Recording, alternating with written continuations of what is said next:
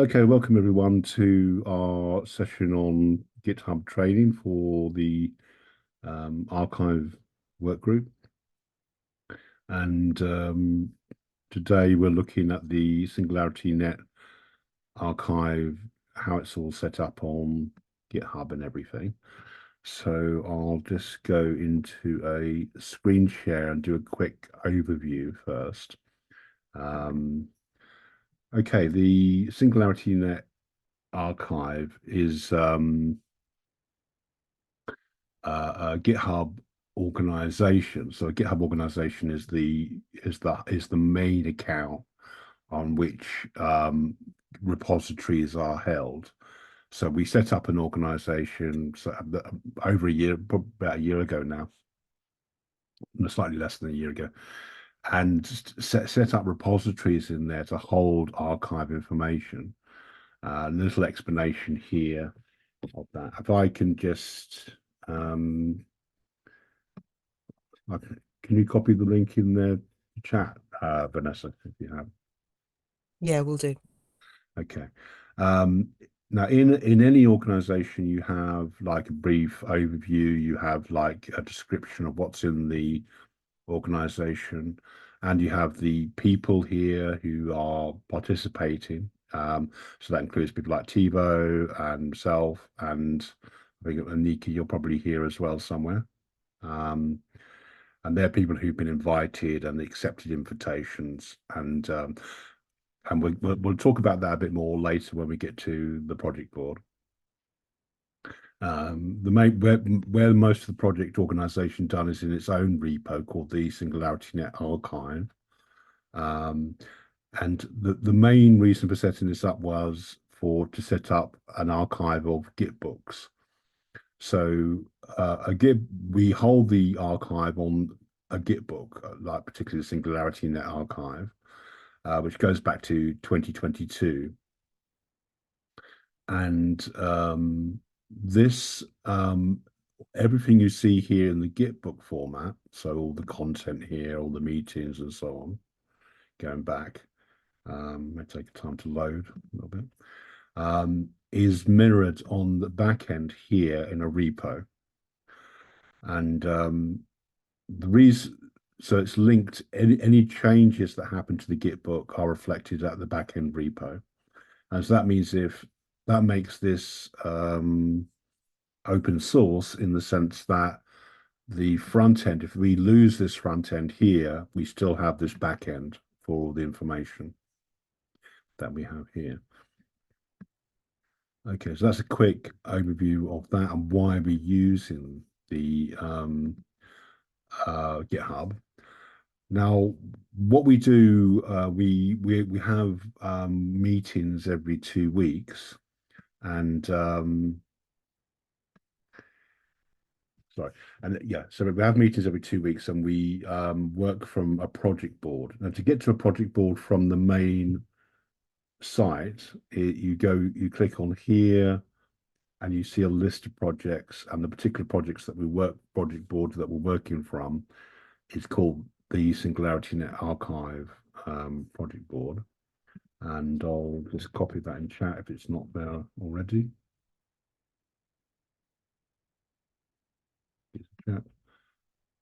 So that's the project board there. So in the project board, we have issues and issues. So let's take, for example, here, technical support. So an issue is equivalent to like a task in a project. So it's at the level of a task activity that someone has to do, and that is allocated to an individual. So this, here, for example, and it will have a date range from when it's been worked on, typically, and an amount, a dollar amount on how much this task is going to be paid or is going to cost, if any. And then it has a milestone, which is the date it will be paid out, or the month it will be paid out on.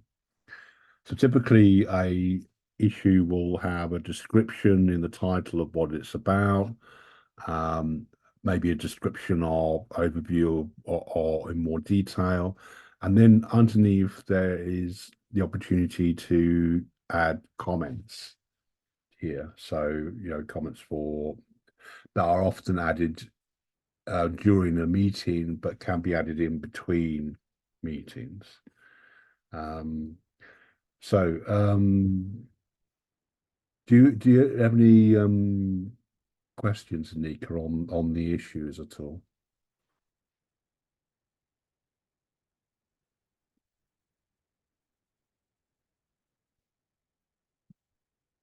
None. Okay.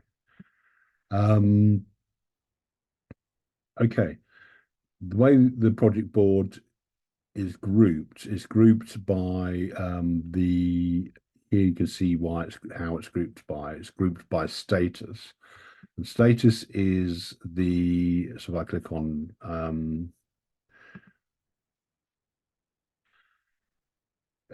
a state, yeah, it's similar to D-work, but it's not well, okay. So a status here is it'll take a while to open this now. Is the whether it's to do, in progress, or done. So and that will it's a kind of self-explanatory on that one. So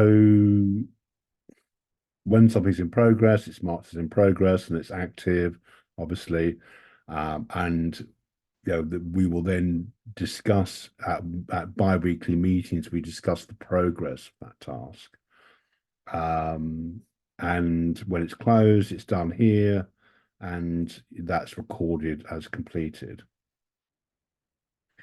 The other thing we can do here, which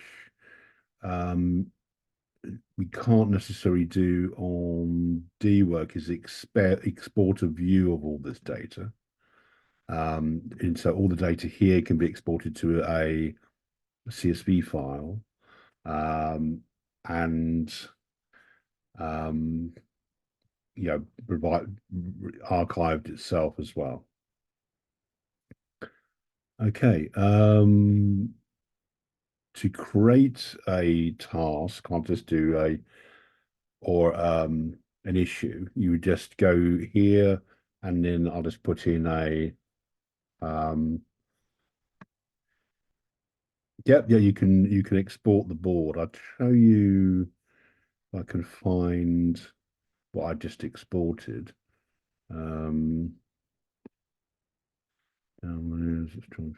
Yeah. So if I do, not sure if I can open that because it's I think I might need numbers that go in. Well,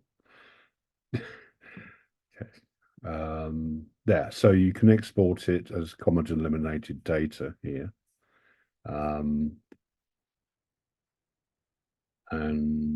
let's see if I can get some more information here. Yeah, if I can, let's try and scroll across here.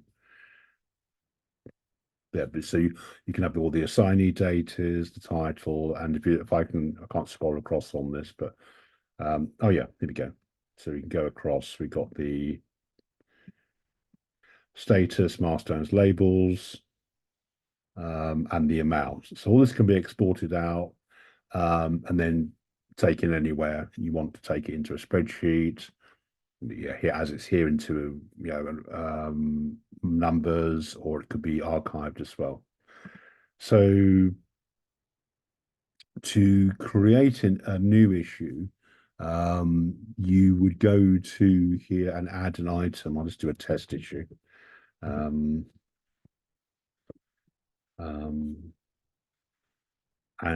press enter, and then you convert that here to sorry, click on it, to an issue, and that asks for what repository it's going or what it's being associated with, and that's the archive repository.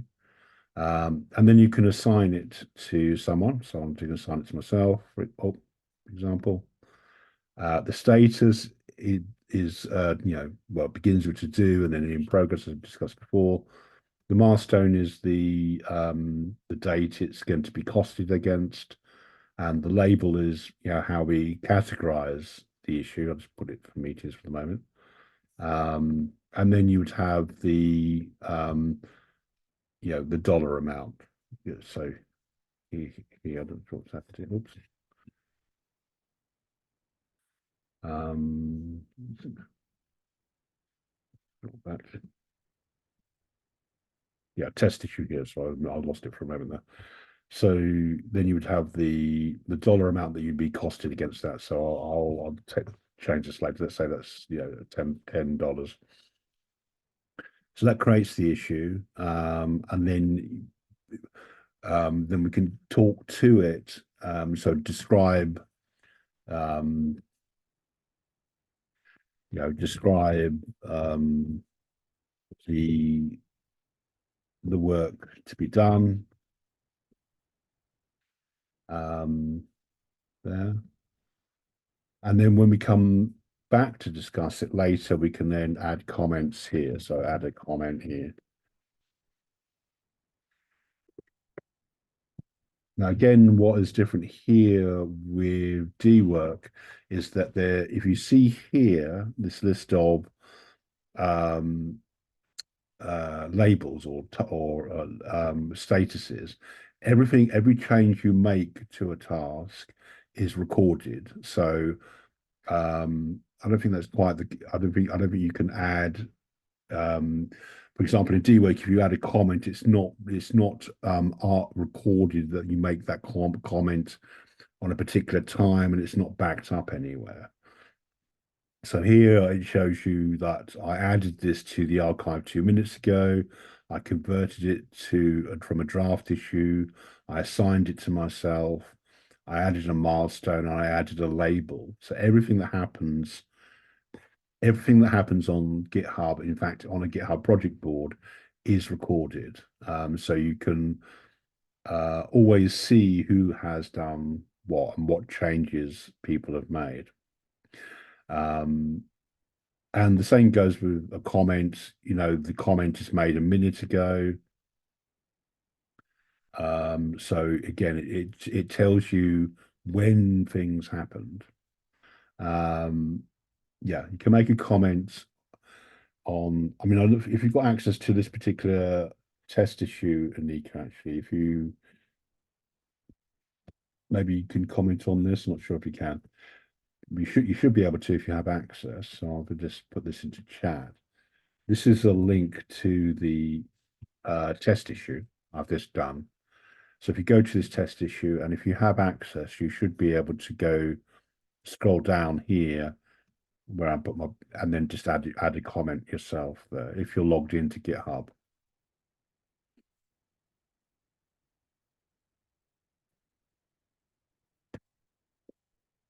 Want to do that?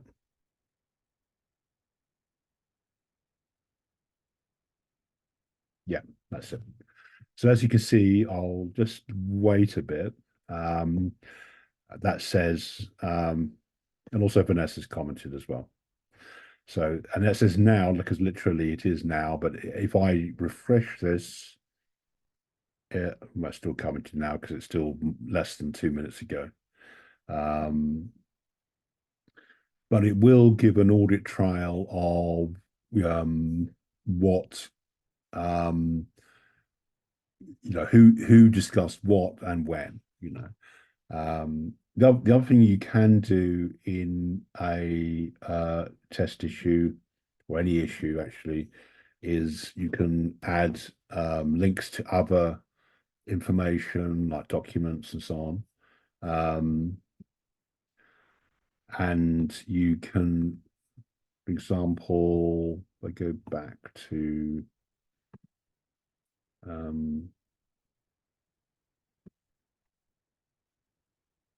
go back to the project board. If I take another issue like governance skipbook here, for example.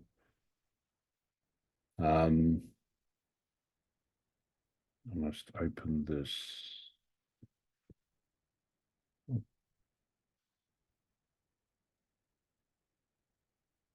Let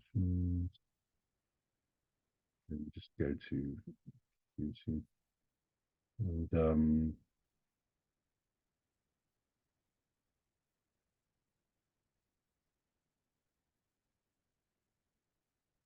yeah, the issues behind the project board are when they're not filtered, they all look raw like this.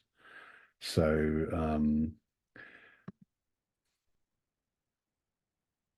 and I can create a link to an issue.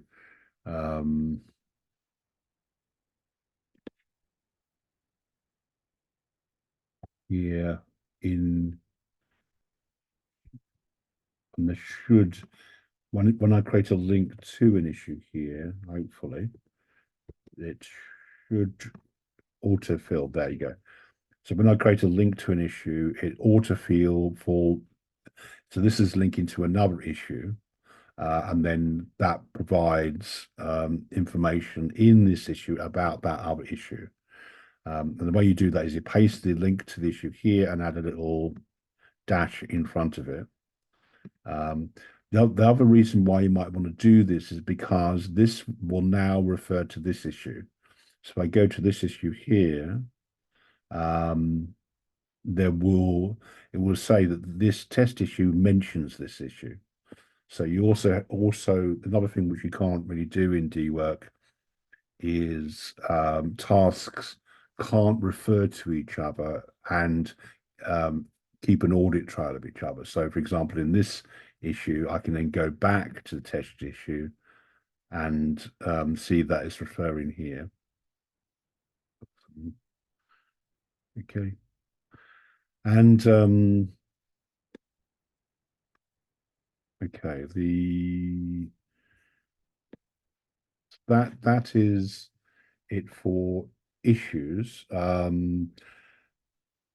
Is there any questions on this? I was just thinking it might be useful to show things like stuff that we've evolved through working on it. That, for instance, it's good if an issue is owned only by one person in terms Right. of processing payments. Like maybe explain like how you output the payments and how you can see all the things that were closed in a particular month. Okay. Yeah, I'll so the way that we created I mean, you can create a project. The other thing which is slightly different from dwork is that, and it can be a bit of a problem actually, is because you can configure this in lots of different ways. So in fact, almost you can configure it almost exactly how you want it to. So that can be a problem because it gives you too many choices. So over time, we've developed this process. So we followed some basics like the Kanban status, like to do, in progress, and done. But you can actually add as many statuses as you want. That's an example. So instead of to do, in progress, and done, you could add draft, not draft, complete, that kind of thing. Anything that your imagination could think of, you could do that. So um, the reason why we try to follow yeah, like in review, you could add. So if you wanted to, let's say you were creating a project board for reviewing documentation, Anika. Okay, so you might have draft here. You might have not, I don't know, writing it or something here, and then complete the documentation here, for example. And you can add as many statuses as you want, and some people do that. But to keep things simple, what we decided to do over the years is to keep it as simple as possible and to follow the very basic Kanban approach. The Kanban approach is just to do, in progress, and done. And sometimes people expand it outside of that, but we think it's best to keep it simple. So this it also gives you clarity of presentation. So in to do, obviously, this will give you a to do list. So So you just know what is not being worked on. And then in progress, well, it's self-explanatory. You can see what is being worked on, and then done, you can see what's been completed. Um, the As Vanessa was saying, the other thing that we've discovered is that each individual issue, if we take an issue, the test issue again, can be assigned to as many people in as many people as who have access to the project board. So I could assign this to Anika and Vanessa as well, and have 3 assignees. Um, Now that's okay, but the problem is if we were going to charge for this issue, the question would arise as who is getting what money for the task. So oop, so what we tend to do now is just to keep it to an individual. So we know who is going to get paid for a particular issue. So say in this case, it'd be like $10 to the test issue for myself. Um, the other thing that we do we find useful is to categorize, and this is a work in progress actually, is to categorize what kind of work it is.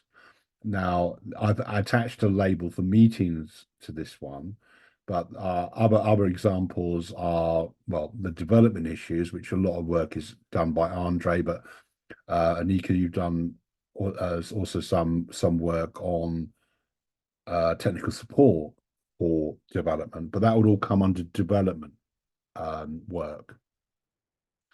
And like some labels are more specific to a particular type of work, like governance Gitbook, and some are more are to do with community engagement.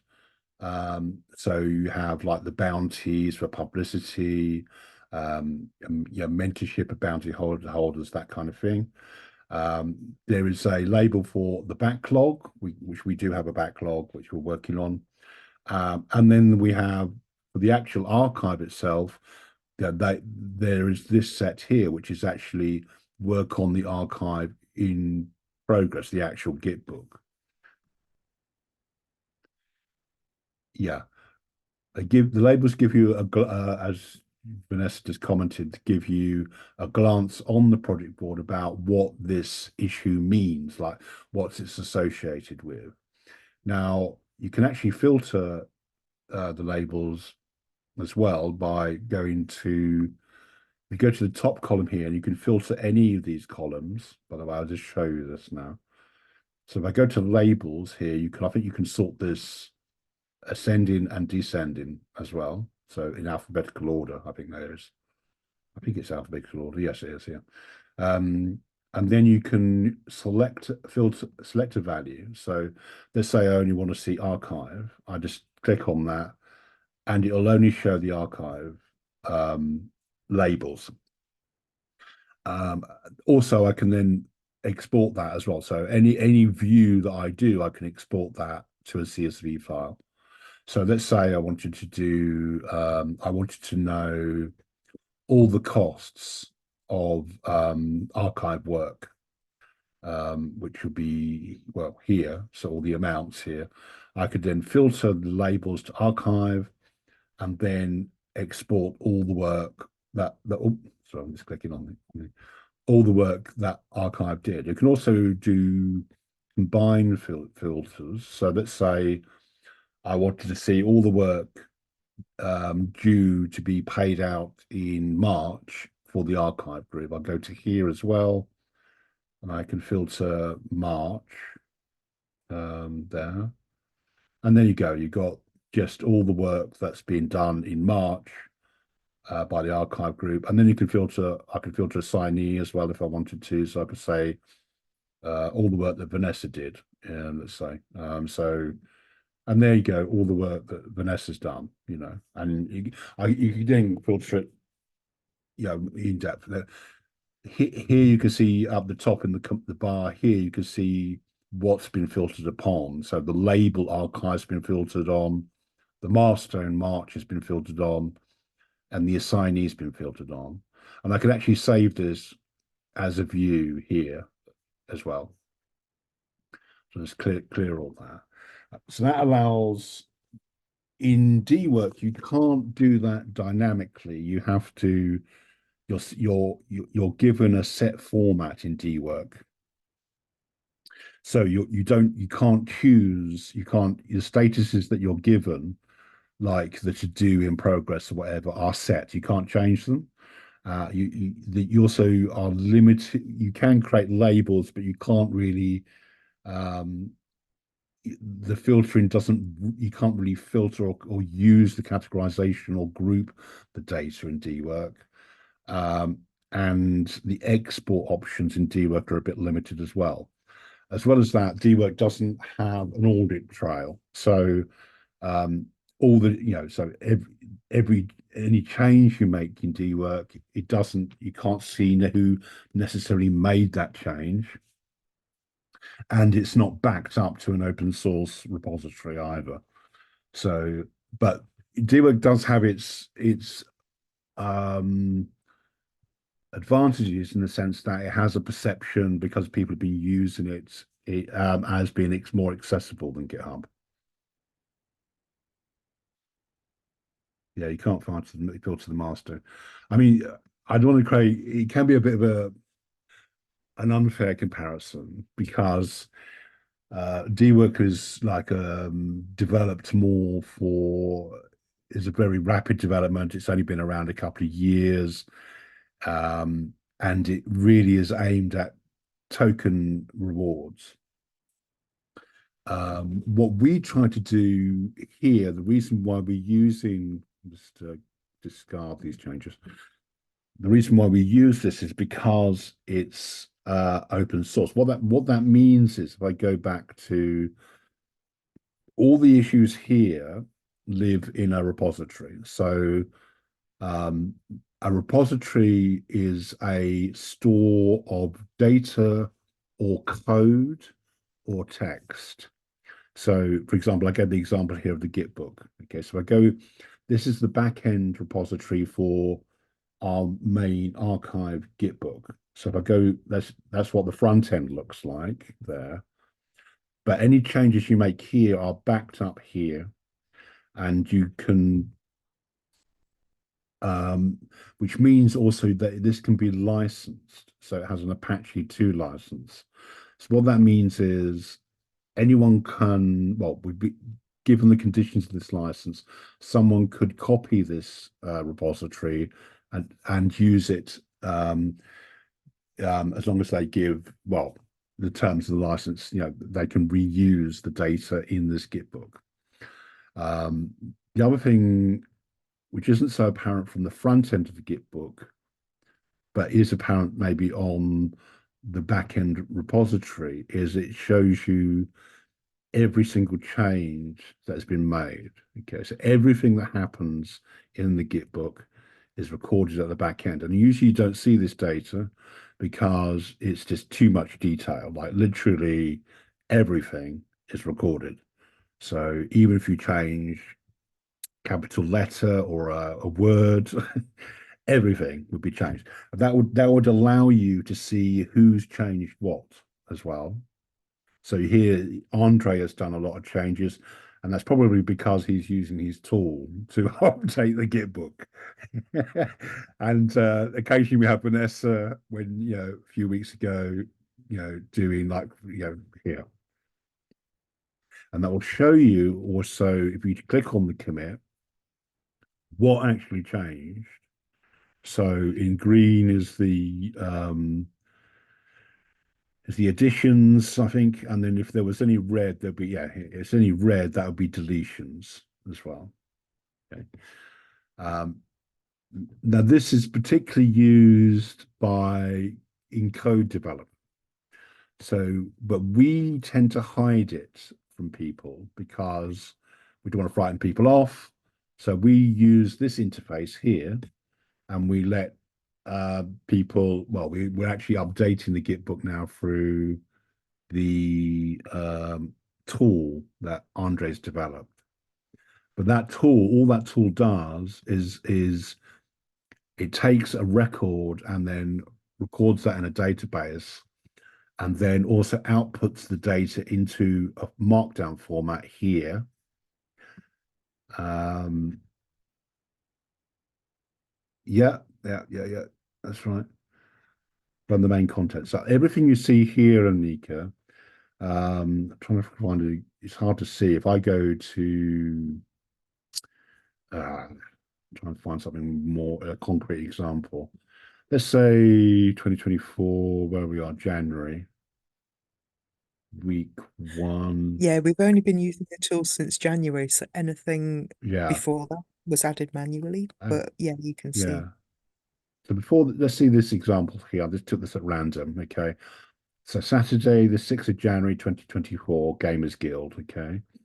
Now I don't know how that's been added. I don't know if it's added by the tool or not, but this data here will be recorded in the backend repository as well. So if I go here, you wouldn't normally access it this way because we use an interface. If I can find it. Yeah, it's in the timeline. It's in 2024. It's in January. It's in week one. And it's stored in Markdown format. So that is the raw data.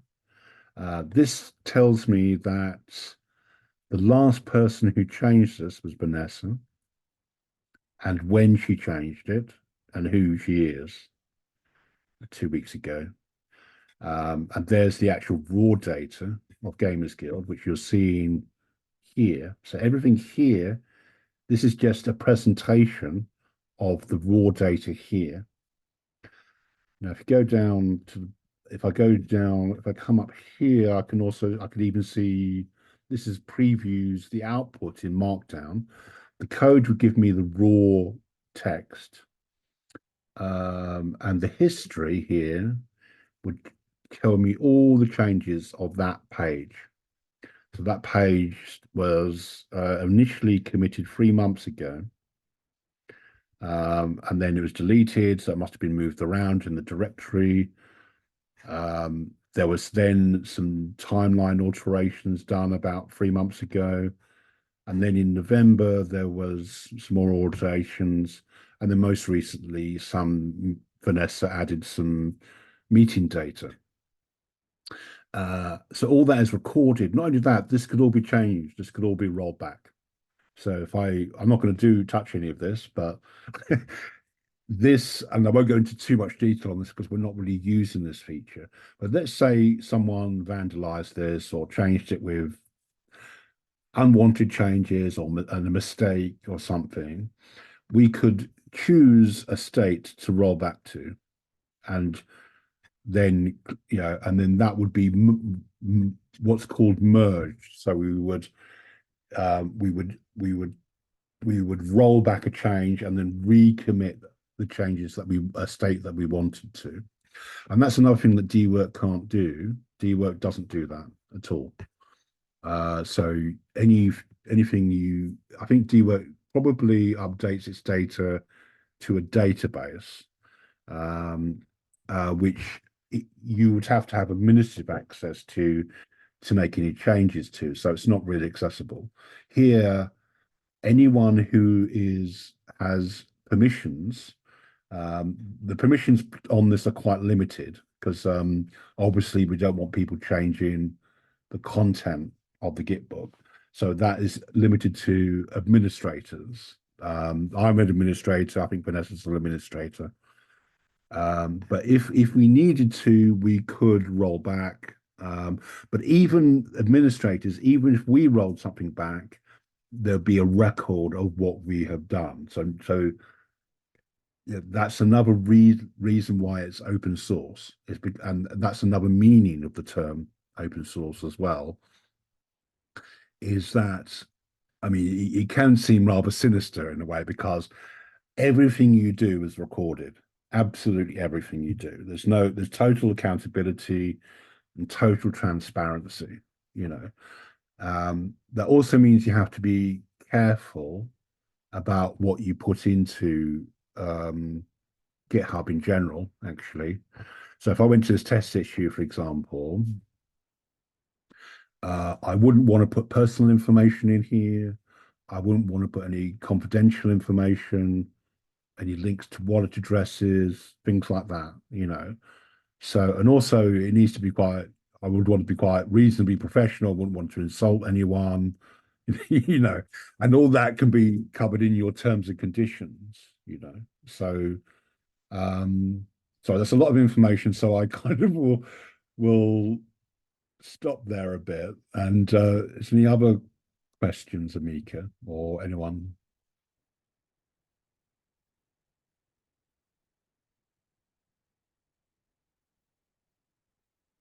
Or anything else you'd like me to explain or explore?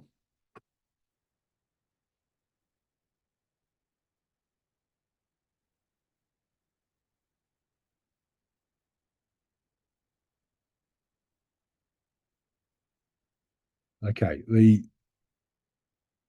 another example of data. Oh,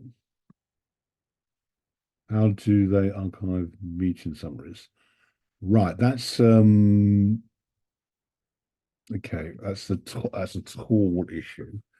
So the tool is um okay. If I have the interface to the tool, just trying to find it. Yeah, there. Yeah, so the tool here, which is developed by Andre, is built up using JavaScript. So this is everything developed here is actually also stored in a repository, I believe. Let's have a look. Trying to remember which one The it is now. repo's on the front page of the tool itself, Stephen. If you go to Ah, the actual home page of it, they are at the there bottom. you go. There you go. So yeah, so that's it's actually in the it's actually called it's called Archive Oracle. Now this is more like a traditional use of a repository. So this is a code repository. Um, so that's the front end. It's JavaScript. It's developed by Andre. It has a version number. Uh, it has features where um, it creates an interface where you can sign in with Discord. I won't do it at the moment, and that then will record who you are using your Discord identification. Actually, maybe I will sign in actually. So if it will let me, because I'm not sure if I've got this set up on this computer, but taking a while.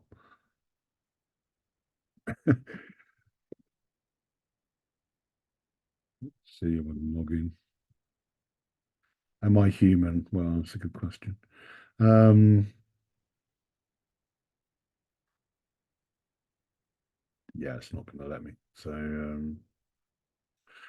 but yeah, if I could log in, it would then I would select the work group and submit a meeting summary, all that familiar stuff. Now, what's going on there is the execution of code that's been designed here. Now, I'm not a JavaScript developer, so I couldn't really go into a great lot of detail, but Andre's provided some detail of how to set it all up and what kind of tools he's using. So he's using a certain framework, code framework called Next.js, which is and he's also using a database. I can't remember what it's Superbase, I think it is, which will be hosted is hosted in the cloud somewhere as well, but the data is will probably is the data from that database is queried and then converted into markdown format.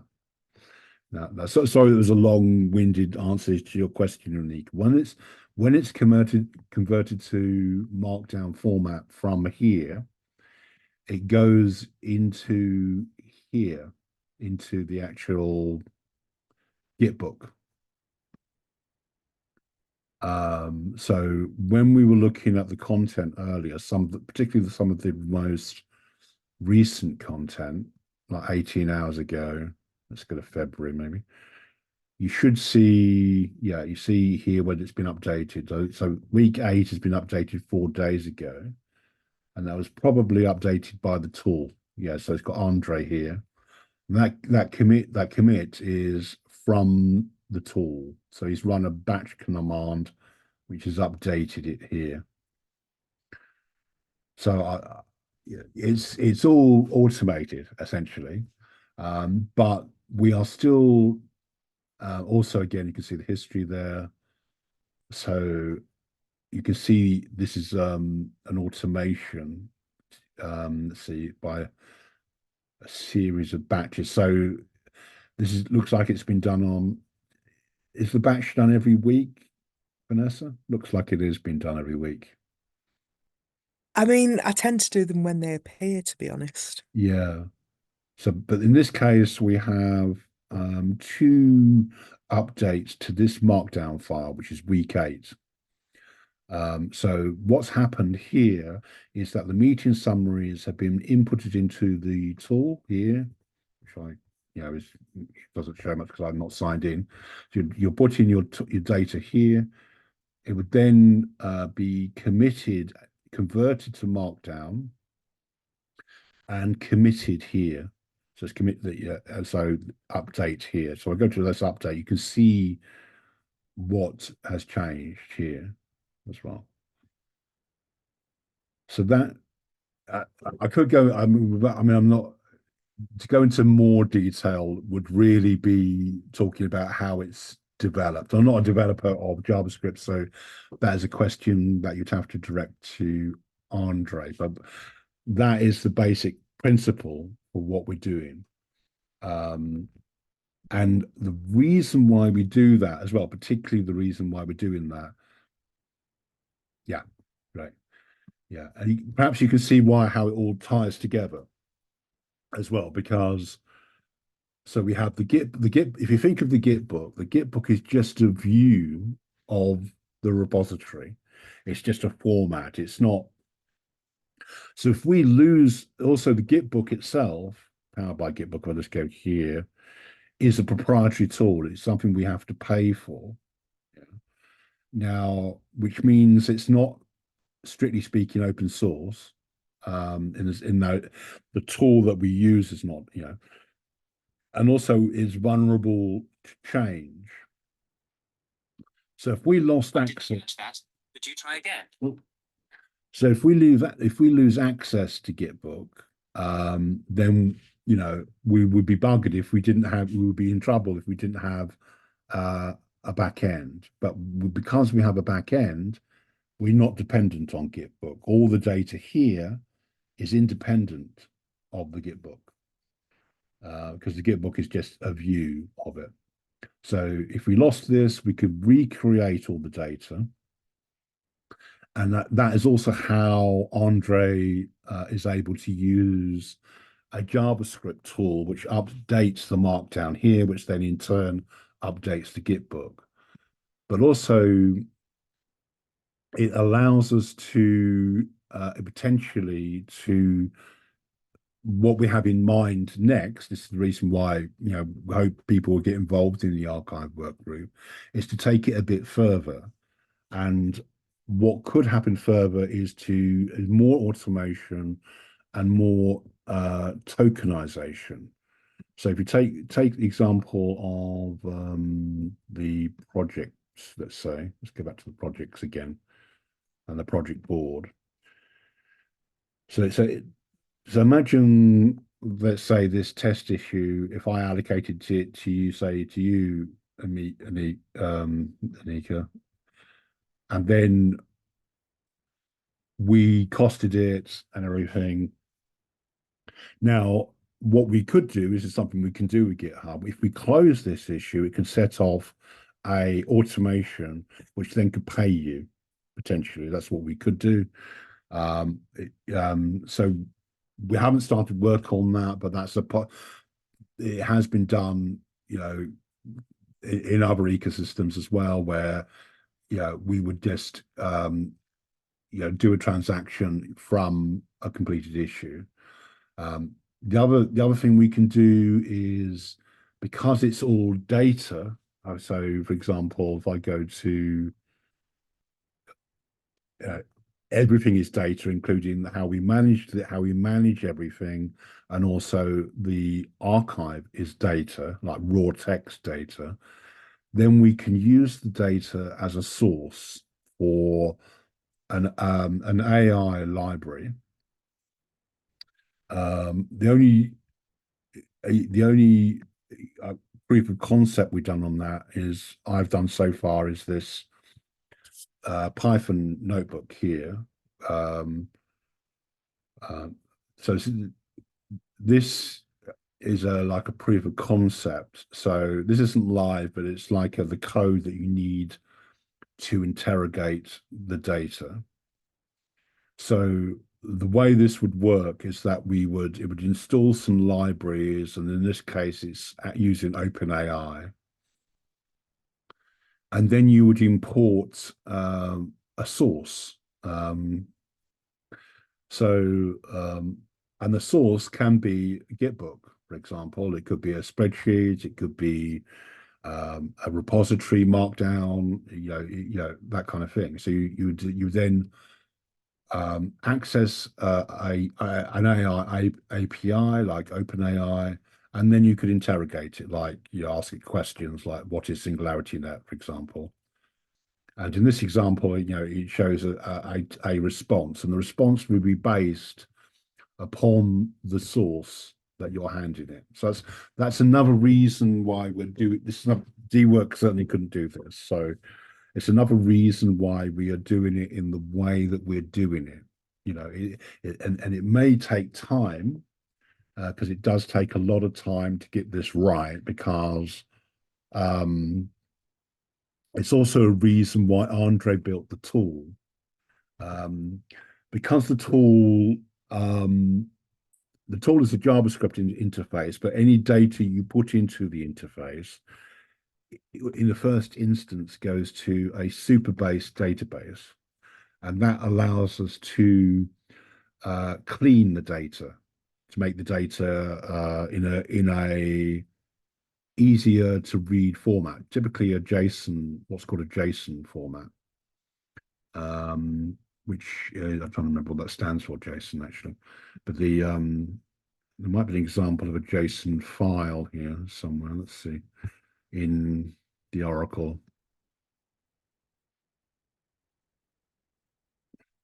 So yeah, here's an example let's see, I'm not sure how.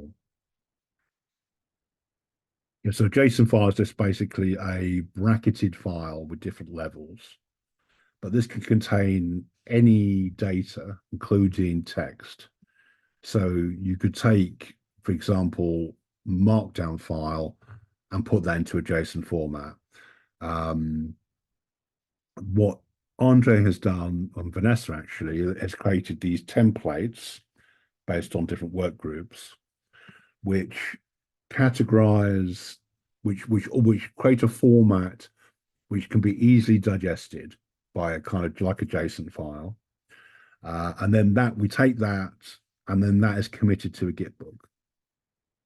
It's 4 p.m. Sorry, I've overrun a bit. So yeah, we started a bit late, so I'll give it another 5 minutes or so. But I've been talking a lot, so I'll just stop the share for the moment.